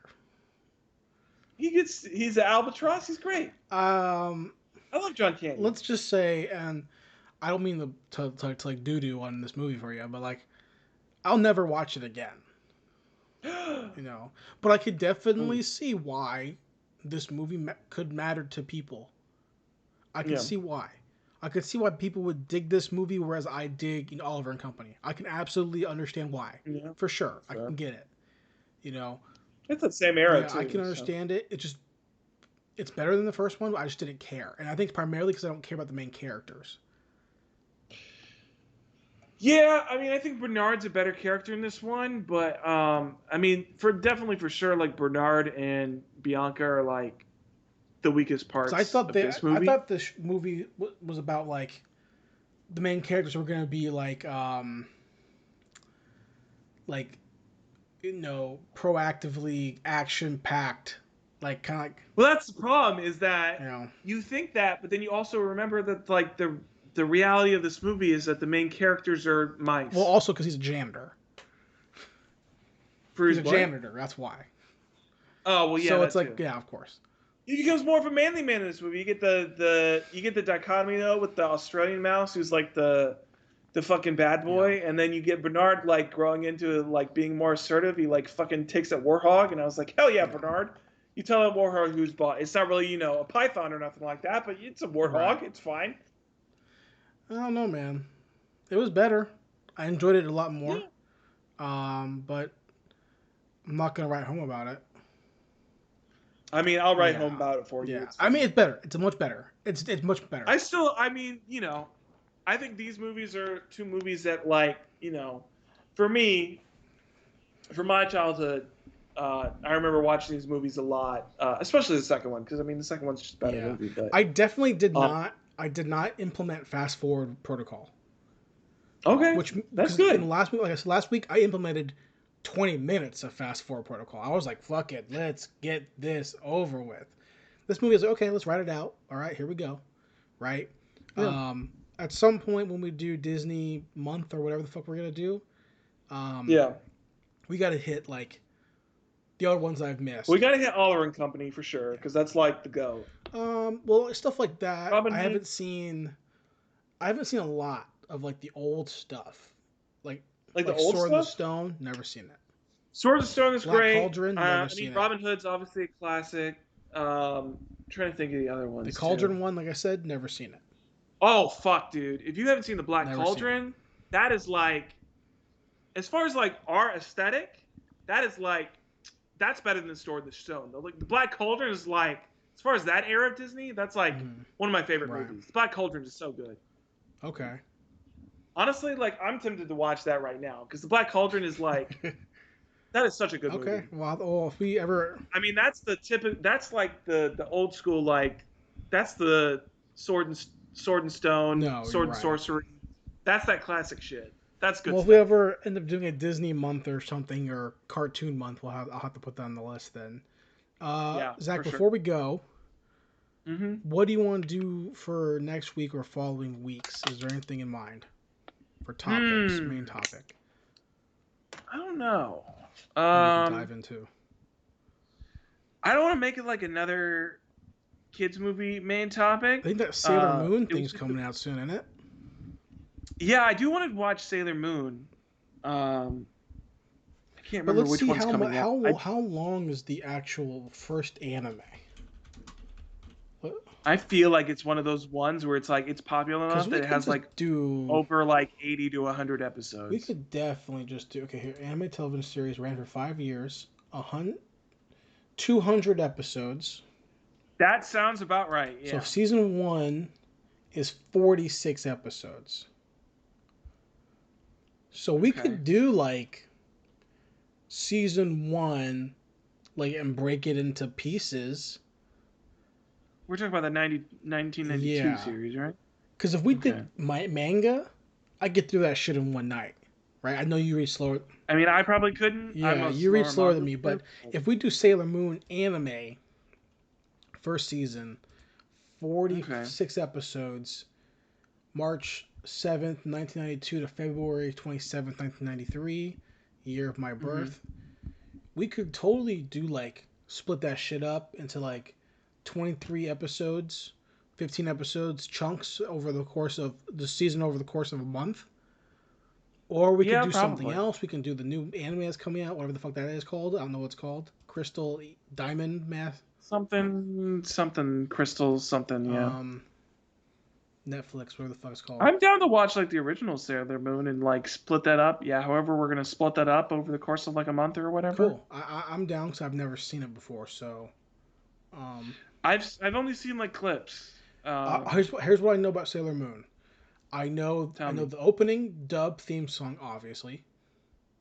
Mm-hmm. And here's what I know from being a fan of anime stuff in my youth was that apparently Okay. the manga or the anime original anime or the manga, one of the two, these Mm-hmm. girls like get like fucked up a lot. Like, Do they they? die a lot apparently. From what Interesting. this Okay. is what I've heard through the grapevine. I have no idea. Hmm. I can't confirm. Like in the manga only, that type of Maybe, but I thing. heard that like That reminds me of like the Pokemon manga where it's like you read the Pokemon one and it's like the Pokemon like yeah, like their heads blown off well, and like not they like actually. that, but I think maybe like the Sailor Scouts like fight the big bosses and they get killed and then they get revived or something like that. I believe. So it's like Dragon Ball shit. Yeah, maybe. I don't know for sure. It's just what I heard from like old anime podcasts from like 2006. Let's see. Sailor Moon first. Okay, yeah, 46 episodes. Okay. Now the question is, where's that streaming at? Besides, you know, I've seen Hulu and I've got my site where I watch all my right? anime that's coming on there. And So I can find it for sure. So it's yeah, on Hulu. I mean you have Hulu, so it's for sure on Yeah, I there. got So Hulu going. Okay. All right. Okay. So well, we can hash it out in text off pod, but yeah, how many yeah. episodes we want to do for the So first week? from But the jump. Now let's just say this before we end the podcast and we move in okay. real quick. Just from visuals alone, and let's say that Mm-hmm. these were not. We are also back in youth, so it's not weird. Back in the day. Who was your favorite Sailor Scout? Because I have no idea their names. I'm just basing on visual. Did you have a favorite? I can't remember their names specifically. I'm pretty sure Jupiter's the green Mm-hmm. one. I think Jupiter was my Boy, me favorite. too. Jupiter was the one where we went to the con. I got the pick with Jupiter. Jupiter's the one that I went to the con and I bought a little Jupiter figurine. Yeah, because I remember there was definitely a girl cosplaying as Sailor Jupiter. Yeah. And I saw her, and I was like, I gotta get a picture with Sailor Jupiter. Yeah, I don't know I don't know anything about the characters. I know maybe she's a soccer player or something. I don't fucking know. I know she's got a ponytail. That's all I know. That's all I know. So okay, cool. We'll do Sailor Moon next week or in the oncoming weeks. Nice. So thanks guys for watching. Thanks for listening. See you back next week with more License to View. See you guys.